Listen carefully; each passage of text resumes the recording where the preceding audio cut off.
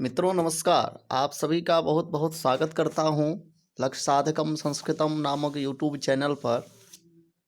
आज हम लोग पाठ्यक्रम, ये देखिए यहाँ पर पाठ्यक्रम लिखा हुआ है। पाठ्यक्रम प्रशिक्षित स्नातक जो टीजीटी है उनका यह पाठ्यक्रम है और सब्जेक्ट जो है, विषय जो है वह संस्कृत है। संस्कृत का कोड जो है 02 है, अर्थात 0 और 2 है, यह कोड है। अब जब हम आगे बढ़ते हैं तो व्याकरण के नाम पे यहाँ दिखाई दे रहे हैं डॉक्टर बाबूराम सक्सेना कृत संस्कृत व्याकरण प्रवेशिका के आधार पर संधि, समास, कारक एवं प्रत्याहार का परिचय। मित्रों, इसमें से हमने जो है संधि भी पढ़ लिया है, समास भी पढ़ लिया है, कारक भी पढ़ लिया है। अब हम लोग प्रत्याहार पढ़ने के लिए जा रहे हैं। तो यहाँ पर जो है प्रत्याहार का परिचय पूछ रहे हैं। तो प्रत्याहार के परिचय जो बाबूराम सक्सेना जी के ग्रंथ में लिखा हुआ है वह आपके समक्ष प्रस्तुत करने के लिए जा रहा हूँ। जब हम आगे बढ़ते हैं तब यहाँ पर प्रत्याहार के संबंध में जो है चौथे नंबर के नियम में श्रीमान बाबूराम सक्सेना जी लिखते हैं, प्रत्याहार नीचे लिखे 14 माहेश्वर सूत्रों को आधार मानकर बनाए गए हैं। यहाँ पर एक प्रश्न हो रहा है, जो माहेश्वर सूत्राणाम रचना केनाधारेण जातः। तो आपको यहाँ पर लिखना होगा माहेश्वर सूत्राणाम। अच्छा, यहाँ पर ये प्रश्न नहीं बनेगा, यहाँ पर प्रश्न ये बनेगा जो प्रत्याहार जो है वह किसको आधार मानकर बनाया जाता है, अर्थात प्रत्याहारः केन आधारम कम आधारम स्वीकृत्य प्रत्याहारस्य निर्माणं भवति। तो आपको वहाँ पे कहना होगा 14 माहेश्वर सूत्राणाम आधारम स्वीकृत्य 14 अर्थात प्रत्याहारस्य निर्माणं भवति, ये आपको कहना होगा। कह रहे भैया इनमें जो अक्षर हल है, अर्थात इसमें जिसमें हलंत लगा हुआ है, जो व्यंजन वर्ण सभी 14 सूत्रों के लास्ट के हैं वे क्या है, हल हैं। अर्थात ये क्या है, स्वर से वियुक्त है, उसमें स्वर नहीं लगा हुआ है। जो स्वर से वियुक्त होंगे वे क्या कहलाएंगे, इत संज्ञक कहलाएंगे। जैसे ण क आदि, जैसे ण क को दिखा रहे हैं। कह रहे हैं भैया ये जो 14 माहेश्वर सूत्र हैं, जो कि आप लोग देखिए अ ई उन ऋ लृक ए ओंग ए औच हय वर टलन यम गणनम झभ हैं घ ढ धस जब गड दस ख फ छ ठ थ च ट तव कपय श श सर हल। ये जो 14 माहेश्वर सूत्र हैं, इनमें जो सभी जो ये जो पहला सूत्र हो गया अ ई उन, इसके णकार जो है वह क्या है, स्वर से वियुक्त है, और यह क्या है, हल है, अर्थात हल इसका नाम दिया गया है। वे क्या होते हैं, लोग कहते हैं भैया जो स्वर से वियुक्त हल हो उसे इत संज्ञा होता है 14 माहेश्वर सूत्रों में। जैसे कि ण क आदि, जैसे कि यहाँ पर न हो गया, क हो गया, न हो गया, यह सब क्या है, इत संज्ञक है। इन्हें इत संज्ञा देने वाले सूत्र हलंत्यम। इत संज्ञा देने वाला सूत्र कौन सा है, तो हलंत्यम है। यह हलंत्यम सूत्र अष्टाध्यायी के पहले अध्याय के तीसरे पाद का तीसरा सूत्र है।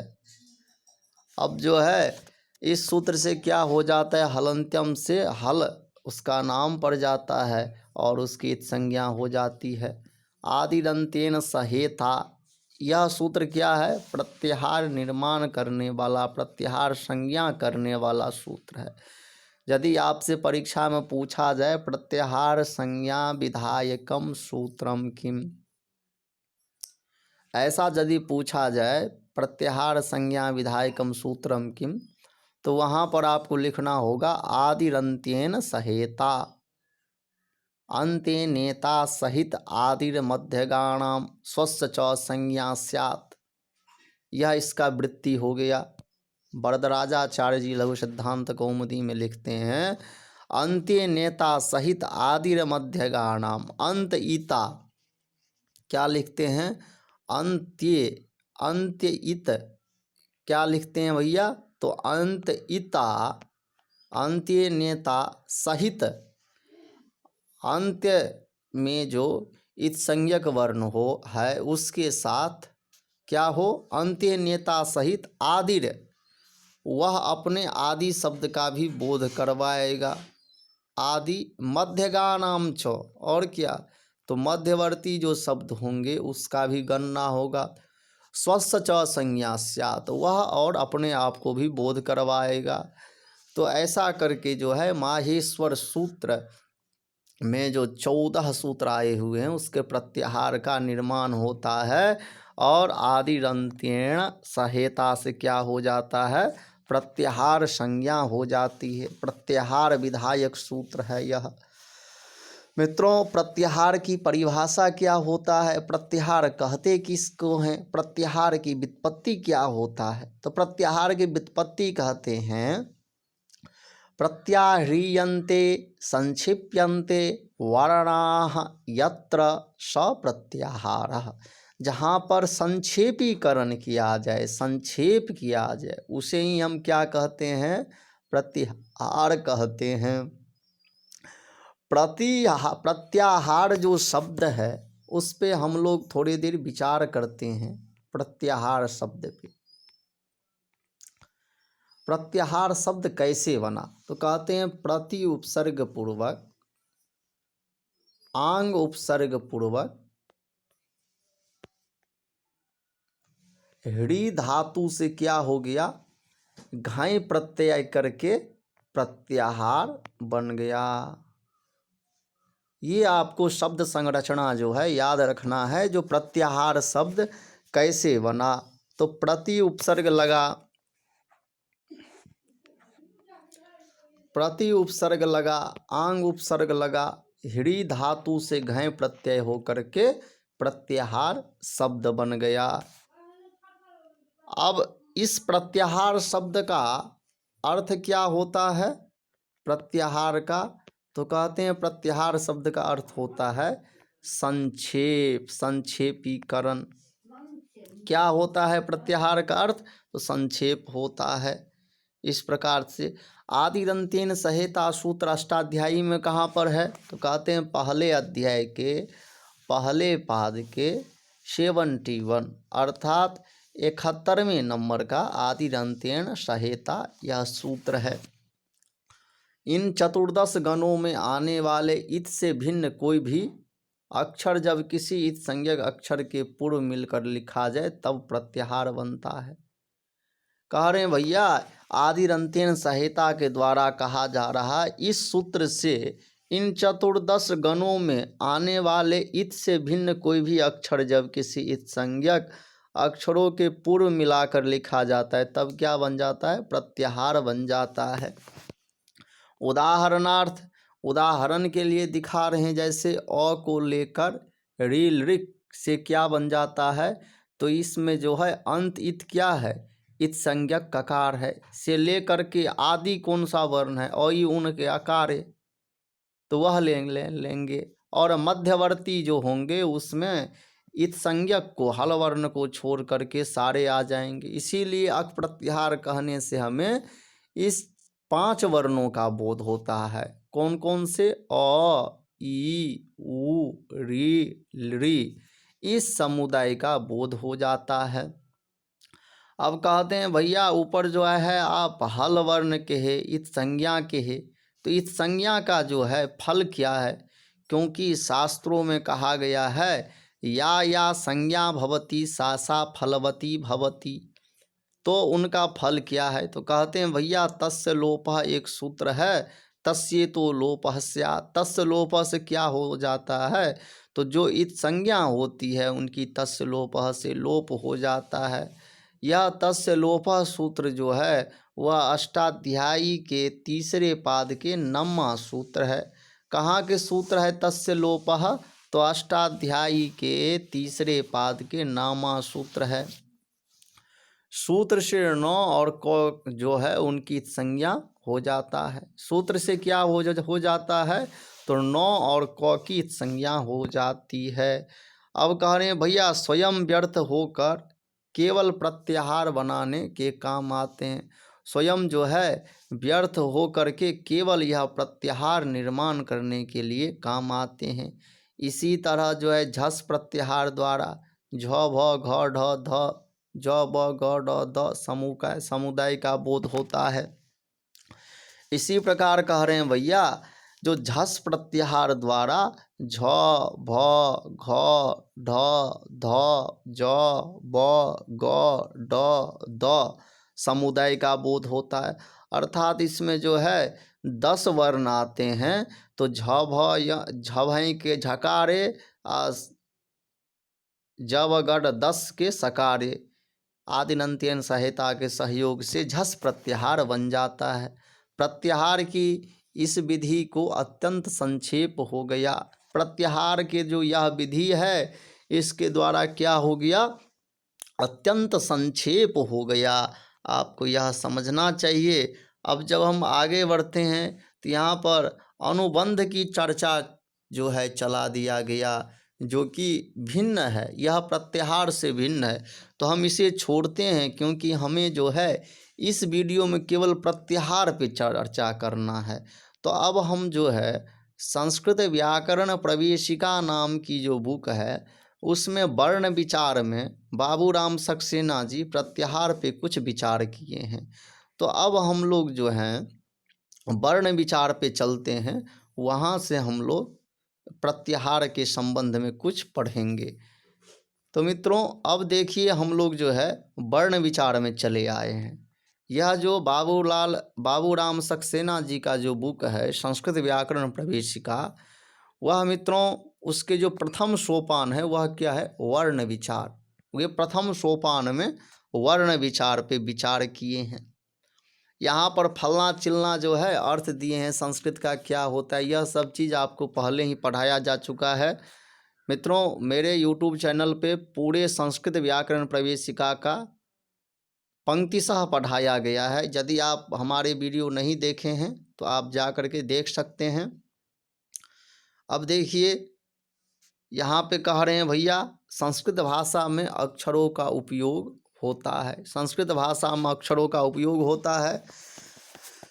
यहाँ पर जो है मित्रों 13 जो है बाबूराम सक्सेना जी के अनुसार स्वर जो है वह कितने हैं, 13 प्रकार के हैं बाबूराम सक्सेना जी के अनुसार। वैसे माहेश्वर सूत्र में 9 ही मिलेंगे आपको, लेकिन बाबूराम सक्सेना महोदय जी के अनुसार स्वर वर्णों की संख्या 13 है। अब ये कहते हैं भैया 5 तो ह्रस्व जो मतलब सादा स्वर है वह है, मिश्रित विकृत दीर्घ स्वर जो है वह 4 है, तो 5 4 9 हो गया। दीर्घ सादा स्वर जो है वह 4 है, तो 9 4 13 हो गया। तो स्वर वर्णों की संख्या कितनी है मित्रों, यह ध्यान रखना है। स्वर वर्णों की संख्या कितनी है बाबूराम सक्सेना जी के अनुसार, 13 है। और पाणिनि जी के सूत्र के अनुसार कितना है, तो 9 है केवल। तो यह ध्यान रखना है आपको, पाणिनि जी का ध्यान नहीं रखना है। बाबूराम सक्सेना जी जो कह दिए वही प्रमाण है अभी, अर्थात 13 ही माना जाएगा। यह ध्यान रखना है जो स्वर जो है 13 है बाबूराम सक्सेना जी के अनुसार। अब जब हम जो है कह रहे हैं भैया कु मतलब कवर्ग में क ख ग घ ण आएगा, चवर्ग में च छ ज झ यों आएगा, टवर्ग में ट ठ ड ढ ण आएगा। अब मित्रों देखिए यहाँ पर फिर से जो है पाणिनि इन्हीं अक्षरों को इस क्रम में बांधा है। पाणिनि महोदय जी जो हैं इन्हीं अक्षरों को क्या किए हैं, इस क्रम में बांधे हैं, मतलब इसको जो है इस क्रम में रखे हैं। तो हम चलते हैं यहाँ पर सूत्र को एक बार पढ़ लेते हैं। अ ई ऊन रे ल रे क। देखिए यहाँ पर क में हलंत नहीं है, इसे बना लीजिएगा। ए ओंग में देखिए ए ओंग ऐ औच हय वरट लण यम गणनम झ भय घ ढ धस ज ब ग ड दस ख फ छ ठ थ च ट तव। देखिए मित्रों यहाँ पर ढ दिया हुआ है, लेकिन यहाँ पर ख फ छ ठ ठ होता है, ठ ढ नहीं होता है। चट तव कपय स सर हल। ये क्या है? 14 माहेश्वर सूत्र हैं। इसको मित्रों एक बार और फिर से देखिए। अ उन री ऋक ए ओंग ए ओच हय वर टलन यम गणनम झभैंग। झभई में मित्रों यहाँ हलंत नहीं दिया गया, हलंत जोड़ लीजिएगा झभई में।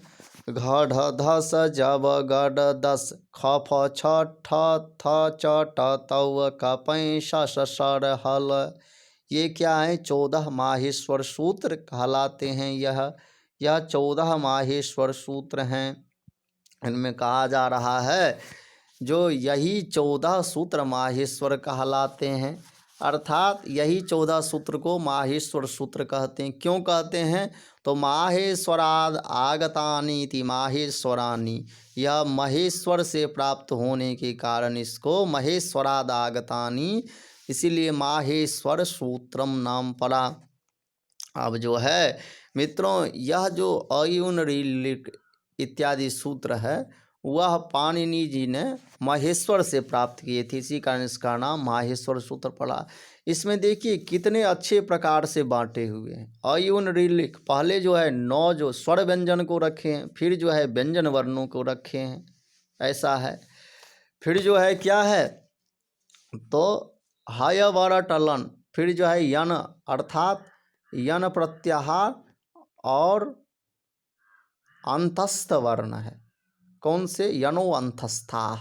स्वर के बाद कौन सा वर्ण है? यंथस्थ वर्ण है, अंतस्थ वर्ण है, यनो अंतस्थाः। इसके बाद जो है यम गणनम, जो मतलब 5 वर्ण के अंतिम वर्ण है वे हैं झ भ घ ढ ध। इसके बाद कौन से हैं? चौथा वर्ण जो है सभी वर्णों का हुआ है। इसके बाद कौन सा है? तीसरा वर्ण है। इसके बाद कौन सा है? तो भैया इसके बाद जो है ख फ छ ढ थ, यहाँ तक जो है कौन से वर्ण हो गए? दूसरा हो गया। फिर च ट तव कपय, यह जो है वर्ग के पहला वर्ण हो गया। स स सर हल, यह क्या हो गया? ऊष्म संज्ञक वर्ण है। तो बहुत अच्छे तरीके से पाणिनि जी जो हैं सजाए हुए माहेश्वर सूत्र जो है वह श्रीमान महेश्वर से प्राप्त किए, जिसमें कि एक श्लोक भी आप लोग याद किए होंगे। नृतावसाने नटराज राजो ननाद ढक्काम नव पंचबारम उद्धर्तु कामः सनकादि सिद्धान् एतद् विमर्शे शिवसूत्र जालम। मित्रों यह श्लोक जो अभी वाचन किया गया है, यह श्लोक श्रीमान नंदिकेश्वर जी के टीका में लिखा गया है, जिससे यह सिद्ध होता है जो महेश्वर के डमरू से जो है एक बार में 9 सूत्र, फिर जो है 5 सूत्र का प्रादुर्भाव हुआ, उत्पत्ति हुआ, और पाणिनि जी जो तप कर रहे थे वो तप के द्वारा उन्हें प्राप्त हुआ। पाणिनि जी के संबंध में कहा जाता है पाणिनि जी उतने पढ़े लिखे नहीं थे, किंतु तप करके तपस्या करके श्रीमान महेश्वर को, शिव शंभू को प्रसन्न करके उनके डमरू, जब वो नृत्य कर रहे थे, नृत्यावस्था के अवसान में थे, तो डमरू से जो है एक बार बजाए तो 9 प्राप्त किए, दूसरे बार बजाए तो 5 सूत्र प्राप्त किए। इस प्रकार से 14 सूत्र जो है प्राप्त किए। यह नंदिकेश्वर कृत टीका में जो है लिखा गया है। यही 14 सूत्र जो है माहेश्वर सूत्र कहलाते हैं। यतः पाणिनि को माहेश्वर की कृपा से प्राप्त हुए थे, ऐसा संप्रदाय है। इनको प्रत्याहार सूत्र भी कहते हैं। इनको जो है अयुनरिलिक जो है इसको क्या कहते हैं? प्रत्याहार सूत्र भी कहा जाता है। आपसे टीजीटी के परीक्षा में पूछ लिया जाएगा प्रत्याहारस्य सूत्रम किम, तो आपको लिखना है अ यून ऋलिक ये है, क्योंकि इनके द्वारा सरलता और सूक्ष्म रीति से सब अक्षरों का बोध होता है। ऊपर के जो अक्षर हल है वे इत कहलाते हैं। अब कह रहे हैं भैया इसीलिए क्योंकि यह जो सूत्र है अ ऊन इत्यादि, वह ऊपर के अक्षरों से, ऊपर के अक्षर जो है उससे क्या होता है, स्पष्ट बोध हो जाता है, सरलता से बोध हो जाता है। ऊपर के जो अक्षर हैं वे क्या हैं, हल है, और हल क्या कहलाते हैं, इत संज्ञक कहलाते हैं, जैसे नौ कौ आदि, इनके द्वारा प्रत्याहार बनते हैं। ऊपर के किसी सूत्र का कोई वर्ण लेकर उसको यदि इत के पूर्व जोड़ दे तो प्रत्याहार बनेगा। वह उस पूर्व वर्ण का तथा उसका और इत के बीच सभी वर्णों के बीच पढ़ने वाले इत को छोड़कर बोधक होगा। अक से अ ई उ री री सल स ह का बोध होता है। अब कह रहे हैं भैया अक से जो है अ ई उ री का बोध होता है, और सल से जो है स ह का बोध होता है। अब कहते हैं आदिरंत्येन सहेता। आदिरंत्येन सहेता जो है यह पाणिनि जी के अष्टाध्यायी के पहले अध्याय के दूसरे पाद के 71वां सूत्र है। यद्यपि प्रत्याहार बनाने की इस विधि के अनुसार उनकी संख्या सहस्रों हो सकती है। कह रहे हैं भैया इस प्रकार यदि प्रत्याहार जो यह सूत्र है इसके अनुसार बनाएं तो प्रत्याहार की संख्या तो हजारों हो सकती है। इनकी जो है ऐसा कह रहे हैं प्रत्याहार जो है केवल कुछ में जो है, कुछ संख्याओं में 10, 20, 30, 40, 50, 60, 70 में बांटना संभव नहीं है। तथापि बाबूराम सक्सेना जी कहते हैं प्रत्याहार 43 हैं। प्रत्याहारों की संख्या कितने हैं, तो 43 हैं, ऐसा कह रहे हैं। मित्रों आपको यह चीज़ याद रखना, यूपी टीजीटी में यदि पूछेगा प्रत्याहारस्य कति संख्या अस्ति, तो आपको लिखना है, वहाँ पे लिखना है त्रयोचत्वारिंशत्, अर्थात 43 इनकी संख्या है। इसका कारण यह है कि मुनित्रय पाणिनि कात्यायन पतंजलि को व्याकरण शास्त्र की प्रक्रिया जितने प्रत्याहारों की आवश्यकता पड़ी, फलतः जितने का उन्होंने उपदेश किया उतने ही प्रत्याहार प्रयोग में आए। आवश्यकता पड़ने पर उनकी संख्या बढ़ भी सकती है, इस प्रकार कहते हैं। तो मित्रों अर्थात यहाँ पर यह चीज़ बाबूराम सक्सेना जी के अनुसार प्रत्याहारों की संख्या कितना है, तो 43 है, यह ध्यान रखना है। पाणिनि ने अनुनासिक की परिभाषा इस प्रकार की है। यह सब अब जो है प्रत्याहार से संबंधित नहीं है, इसीलिए हम जो है यहाँ पर ही इस वीडियो की समाप्ति करते हैं। तब तक के लिए राधे राधे। फिर जो है कोई नए विषयों को लेकर के आपके समक्ष उपस्थित होऊंगा। तब तक के लिए नमस्कार, नमो नमः।